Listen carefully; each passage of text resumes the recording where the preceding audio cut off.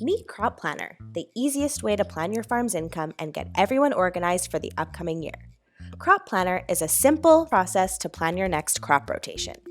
Start with the crops you want to plant. Next, plot your seed, fertilizer, and crop protection plans and assign the fields for each crop. As you plan, see past year's rotations and fine-tune prescriptions based on each field's needs. Once you're done, share the plan with your agronomist and your estimated production with your marketing advisor. You can even export a shopping list of what you need for seed, fertilizer, and pesticides to secure the best varieties. Be prepared in spring with all of your activities planned out and keep track by simply checking them off as complete.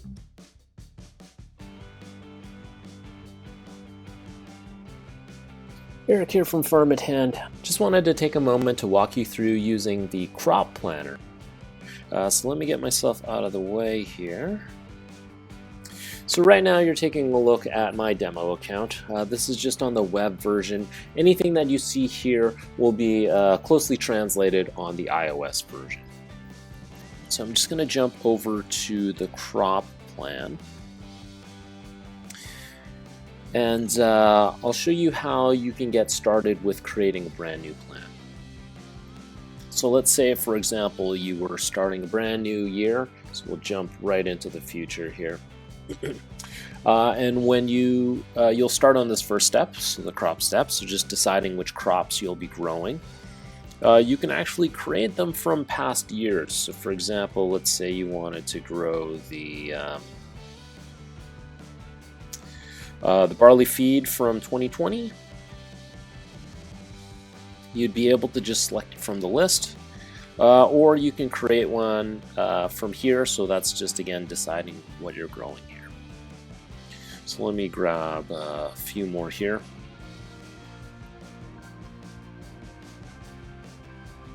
Okay, so now I've decided which crops I'm going to be growing here. Let's jump to the operation stage. So you can see it's already preceded some of the details here, but if you were starting from scratch, so for example, we'll just add one more here, sorry, and let's pick something, it's a little less, let's say oats, for example. So when I go to my operation stage now, you can see the two, the barley and the canola already have some information regarding its seed plan, its fertilization plan, its crop protection plan, but the oats has nothing. So you would be starting from scratch. So if this is the first year that you're using the crop planner, then you're creating these plans from scratch initially. Let's click on that seed plan. And you'll be filling out information related to the seed plan. So, you know, seed rate, seed cost, seed treatment, treatment cost. And similarly with fertilizer, so giving a fertilizer a name. Again, with fertilizer, you can pick from a prior, from our recent pick list, or just create one for the first time. So again, you're deciding what kind of fertilizer, just giving it a name, giving it the blend ratio here, and then the application rate, so on. And then timing, and then the dates. Let me just jump out of that. And let's take a look here. So pesticides, you know, similarly, same scenario, you know, you can choose from an existing one or create a brand new one here. So again, the type, give it a name, chem rate, and the cost per acre. And again, timing, and the spraying dates, and the volume. And then lastly, you'll be selecting which fields you plan on assigning for your crop. Now you can see, again, these are ones that already had some information from prior years. So let's just have a quick scan through to take a look at that. So again, this is how a seed plan might look for you. So you can see there's a seed cost applied, treatment cost. Let's take a look then at the fertilizer plan. See the application rate, the fertilizer costs, fertilizer type, timing, and then let's take a quick look at the some of the crop protection. So you can see there's more than one crop protection plan here. Again, we got herbicide on this, and spray volume, chemical rate, product cost.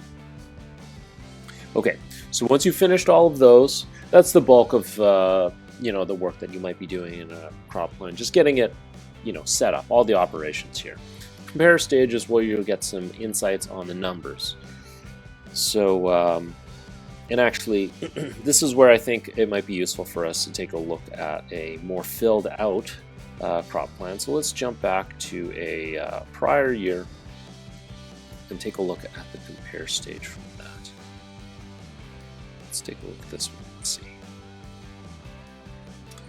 So these are all the different crops that we were growing, and these are all the plans. Some of them have assigned fields, some of them do not. And you can see here the crops have their projected revenue listed, the input costs, so everything that we added in at that operation stage. You can add in additional overhead costs, for example, and this provides the per acre analysis for each crop, and then the general breakout for the revenue and profit. Again, let's take a look at another past year crop plan, and you'll see some more numbers filled out here. So you can see here's the different types of overhead costs that you might be filling out, for example, and you can now get a better understanding as to your per acre analysis. And once you've finished all of that, so again, this is closer to what you might have been experiencing with your spreadsheet in the past, for example. This is all right here and giving you a very quick breakdown, and gives you all of the calculations, so you don't have to fiddle around with any cell calculations in a spreadsheet. Once you go to this finalize stage here, this is where you can start to make adjustments on a per field basis, for example. So these are all of the different fields where I have things assigned, and I can make changes, for example, to the fertilizer plan on that specific field. As we roll through and make changes to all the fields, at the very bottom here we have additional comments that you can add to your crop plan, maybe just like notes that you would be keeping. And then your plan will be essentially a work in progress, but when it's ready you can generate this report. So let's say we want to carry everything over. Let's generate the report, and this is a fully fleshed out report for you. It's giving you a nice overview here. Here's the operations plan that we set out in that second stage. Scroll through. Here's the cost and revenue plan. So again, this is closer to what you were seeing on that third screen. This is a product summary, so giving you aggregation, sums of all of, let's say, the seeding for each of your crops, all of the fertilizer, all the pesticide. And any one of these sections you can break out specifically. And you can just generate this report and share it or print it. So that's the crop plan. One thing that I'll also mention here, so on this operation stage, all of these items that you create here will end up showing up on your dashboard as what's called planned activities. This is essentially your checklist for what needs to be completed throughout the season. So you can see some of these items have a not scheduled. That just means that we didn't assign a date to this, but we did assign this to a specific field. This is why it's showing up in the planned activities. So if you go back to that crop plan, we'll just look at this one here in 2020, for example. You can see here are the planned fields. You can assign fields just by clicking on them. And once you've assigned those fields, that's when it starts applying that particular activity and creating a planned activity for you. So that's what this planned activities is. And is a really handy way for you to keep track of everything that needs to be done throughout the growing season, especially when you have, let's say, multiple members on your farm, and not everybody might be fully invested in using Farmatan in the same way that you might be, for example. So I've talked to lots of growers where there'd be 3 or 4 members of the farm. It might be multi-generational, for example, or you have temporary hired hands, like a sprayer, and you don't really want to go through the trouble of having to teach them how to use software to keep your records up to date. That's just going to essentially slow them down or make them confused. But you do need those records in your Farmatan account, because that's really where you're getting the most value out of Farmatan, is when everyone is keeping the records up to date. Then you know that your dashboard and all of your reporting is up to date. So how do you do that?